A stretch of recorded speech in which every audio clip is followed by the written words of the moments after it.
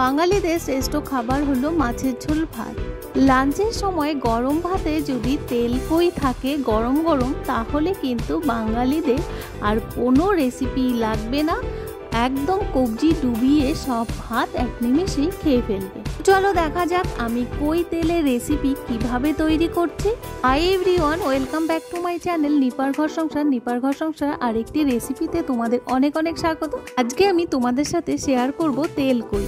তার জন্য এখানে আমি 5টা তাজা কই মাছ নিয়ে নিয়েছি, ভালো করে ধুয়ে মাছের গায়ে একটু চিরচির করে নিয়েছি, তাহলে নুন তেল ভালো করে ঢুকে যাবে আর খেতে দুর্দান্ত টেস্ট হবে। অনেকেই অনেক রকমভাবে কই তেল করেন, আমি যেভাবে কই তেল করি সেটাই তোমাদের সাথে শেয়ার করছি। ভিডিওটা স্কিপ না করে পুরো ভিডিওটা দেখবে। যারা আমার ভিডিও রোজ দেখো তাদেরকে অসংখ্য ধন্যবাদ, আর যারা প্রথম দেখছো তাদেরকেও অসংখ্য ধন্যবাদ। প্রথমে কই মাছের মধ্যে নুন হলুদ দিয়ে ভালো করে মাখিয়ে নিতে হবে। মাছের মধ্যে ভালো করে নুন হলুদ মাখানো হয়ে গেলে একটা মশলা পেস্ট তৈরি করতে হবে। এখানে 2টো পেঁয়াজ নেওয়া হয়েছে, একটা মাঝারি সাইজের আর একটা ছোট। 1 ইঞ্চি মতো আদা, 4 থেকে 5টে কাঁচা লঙ্কা। পেঁয়াজ কাঁচা লঙ্কা আদা মিক্সচার জারে দিয়ে পেস্ট করে নেব। খুব কম মশলা দিয়ে আমি কই তেলটা রান্না করব।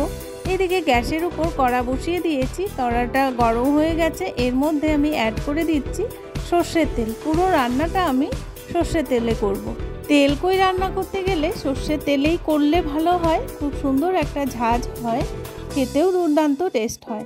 তেলটা গরম হয়ে গেলে মাছগুলো আমি এক এক করে কড়াইয়ের মধ্যে দিয়ে দেব। এইভাবে তেল কই রান্না করলে রেস্টুরেন্টেও হার মেনে যাবে যে এত টেস্টি হয় এই তেল কই। এবারে মাছগুলোকে উল্টে পাল্টে ফ্রাই করে নিতে হবে। আর যেহেতু তাজা মাছ সেই জন্য একটু কম ফ্রাই করব, একদম ডিপ ফ্রাই করব না। যে কোনো তাজা মাছ বেশি ফ্রাই করলে কিন্তু মাছের যে গুণাগুণটা আছে সেটা কিন্তু নষ্ট হয়ে যায়। এই জন্য আমি একদম কম করেও ভাজবো না আর বেশিও ভাজবো না, মিডিয়াম করে মাছগুলোকে ভেজে তুলে নেব। মাছগুলো যখন ঠিক এই রকম ফ্রাই হবে তখনই তুলে নিতে হবে। তো আমিও এবার মাছগুলোকে এক এক করে তুলে নেব।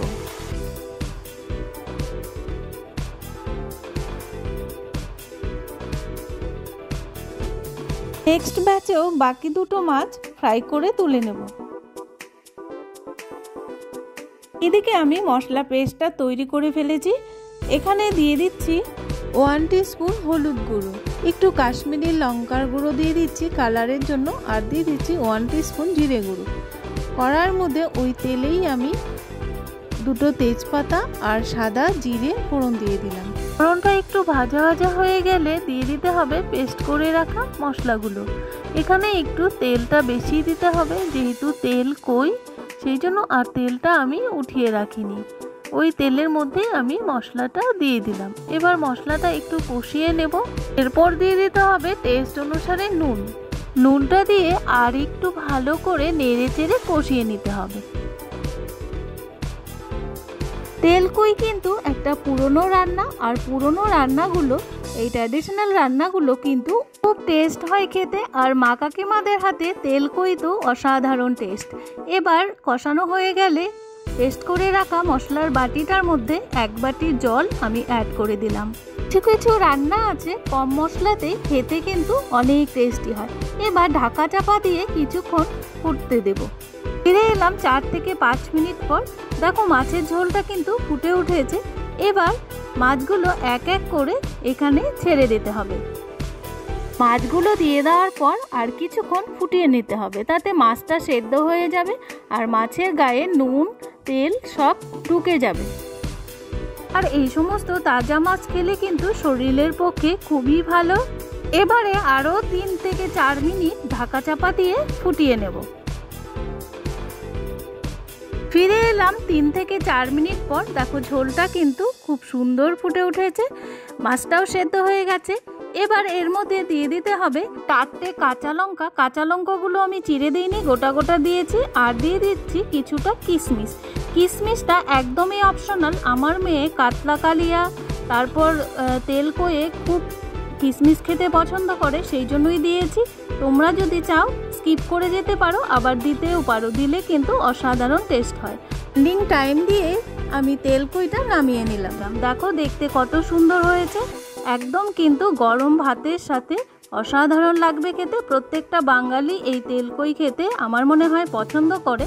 আর এইভাবে যদি তোমরা এখনও বাড়িতে ট্রাই করোনি কম মশলা দিয়ে তেলকই, তাহলে অবশ্যই ট্রাই করবে, খেতে কিন্তু দুর্দান্ত টেস্ট হয়।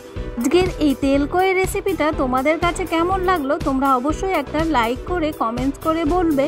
আর যারা নতুন বন্ধু দেখছো তারা অবশ্যই সাবস্ক্রাইব করে বেল নোটিফিকেশনটি অল করে রাখবে, তাহলে আমার নিত্য নতুন ভিডিও, ব্লগ বা রেসিপি বা কিচেন টিপস সবার আগে তোমাদের কাছে পৌঁছে যাবে। আজকে এখানেই রাখছি, আবারও দেখা হবে তোমাদের সাথে নেক্সট কোনো ভিডিও, ব্লগ বা রেসিপির সাথে। ততক্ষণের জন্য টাটা। দেখো কত সুন্দর হয়েছে। আর যদি ভিডিওটা ভালো লেগে থাকে তাহলে বন্ধু আর ফ্যামিলিদের সাথে শেয়ার করতে পারো। গরম গরম ভাত, পাতলা মুসুরির ডাল, লেবু আর একটা ভাজা তেলকই থাকলে আর কিচ্ছু কিন্তু লাগবে না। যারা আমার ভিডিও ফার্স্ট থেকে লাস্ট পর্যন্ত দেখলে তাদেরকে অসংখ্য ধন্যবাদ।